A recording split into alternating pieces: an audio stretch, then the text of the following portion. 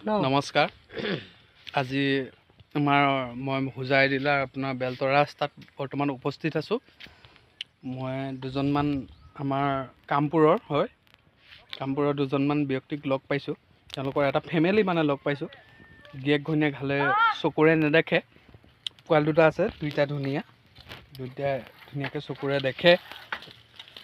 আপোনালোকে যদি তেওঁলোকৰ কামপুৰত বৰ্তমান বানপানীৰ সমস্যা সৃষ্টি হৈছে, 3বাৰ অলৰেডি বানপানী হৈ গৈছে। তেওঁলোকৰ থাকিবলৈ খোৱা কোনো সুবিধা নাই।